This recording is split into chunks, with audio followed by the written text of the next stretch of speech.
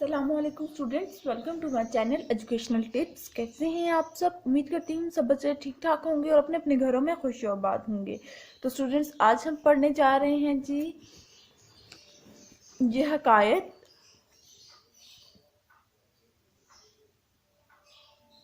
جو کہ ملا نصیر الدین کا تعارف جو ملا نصیر الدین کے سے متعلق ہے۔ اس کا سین کچھ یوں ہے کہ یہ اور ملا نصیر الدین اور ان کا بیٹا کہیں جا رہے تھے اور ان کے پاس ایک گدھا تھا۔ وہ دونوں گدھوں کے اوپر بیٹھے ہوئے تھے، ایک گاؤں سے گزرے تو لوگوں نے کہا، ہاں دیکھو دیکھو گدھے بیچارے پہ کتنا ظلم ہو رہا ہے۔ اب انہوں نے کیا کیا کہ وہ نیچے اتر گئے ملا نصیر الدین اور اپنے بیٹے کو کہا تم بیٹھے رہو، ٹھیک ہے۔ پھر ایک گاؤں سے جا رہے تھے، راستے میں ایک جگہ آئی، وہاں پہ لوگ کہنے لگے ہاں کتنا بدبخت آدمی ہے، کتنا برا ہے کہ دیکھیو بیٹا اوپر بیٹھا ہے، باپ چل رہا ہے۔ بیٹے نے کہا میں اتر جاتا ہوں، باپ آپ آگے بیٹھ جائیں، ٹھیک ہے۔ اس کے بعد راستے میں گئے اور پھر اس نے کہا راستے سے گزر رہے تھے کہ پھر آواز آئی کہ ہاں دیکھو دیکھو کیا ہو رہا ہے، وہ دیکھو باپ اوپر بیٹھا ہوا ہے اور بیٹا بیچارہ چل رہا ہے، باپ کو شرم نہیں آ رہی کہ اپنے بیٹے کو چلوا رہا ہے۔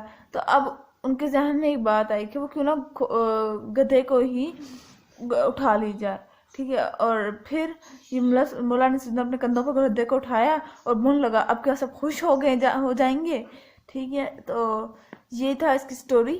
آئی ہوپ آگے چلتے ہیں آپ کو سمجھ آ گئی ہوگی۔ اب آگے چلتے ہیں سوالات کے جوابات۔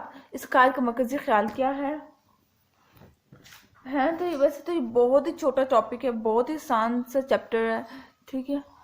تو جی اس حکایت کا مرکزی خیال یہ ہے کہ ہمیں کبھی بھی دوسروں کی باتوں میں نہیں آنا چاہیے اور اپنے اوپر بھروسہ کرنا چاہیے، ٹھیک ہو گیا جی۔ آپ کے خیال میں اس حکایت کے آخری سوال کا جواب کیا ہے؟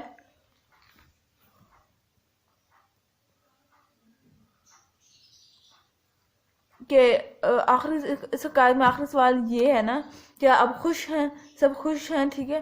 اس کا سوال کیا ہونا چاہیے، اس کا جواب ہونا کیا چاہیے تھا، وہ آپ مجھے کمنٹ باکس میں بتائیے گا کہ اس کا کیا ہونا چاہیے جواب اس کا کیا اب سب خوش ہو جائیں گے، ٹھیک ہے نا، کیا اب سب خوش ہو جائیں گے۔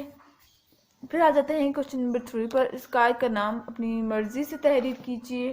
تو یہ دیکھیے میں نے اس حکایت کا نام اپنی مرضی سے تحریر کیا ہے، باپ، بیٹا اور گدھا۔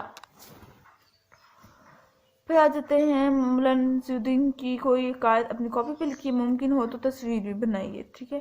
کوئی اور حکایت لکھیے، ان کی کوئی اور سٹوریز کی لکھیے اور اس کی کاپی پہ تصویر بھی بنائیے۔ جب آپ اس کوسچن کو گوگل پہ سرچ کریں گے کہ ملا نصیر الدین کی کوئی اور حکایت، تو آپ کے پاس کافی زیادہ حکایت کھل کے آ جائیں گی اور آپ اس میں سے کسی ایک کی تصویر بھی بنا لیجیے گا۔ تو جی یہ تھا آج کا لیکچر۔ آئی ہوپ آپ کو سمجھ آ گیا ہوگا۔ اگر آپ کو یہ لیکچر سمجھ آیا ہے تو میرے چینل کو سبسکرائب کرنا مت بھولیے گا، میری ویڈیوز کو لائک کرنا مت بھولیے گا، اس سے آنے والی میری ہر لیٹسٹ اپڈیٹ آپ تک بآسانی پہنچ جائے گی۔ تو جی دیجیے مجھے اجازت، دعا میں یاد رکھیے گا، اپنا ڈھیر سارا خیال رکھیے گا، چینل کو سبسکرائب کر دیجیے گا، لائک کر دیجیے گا، یہ ویڈیو اچھی لگی۔ اللہ حافظ۔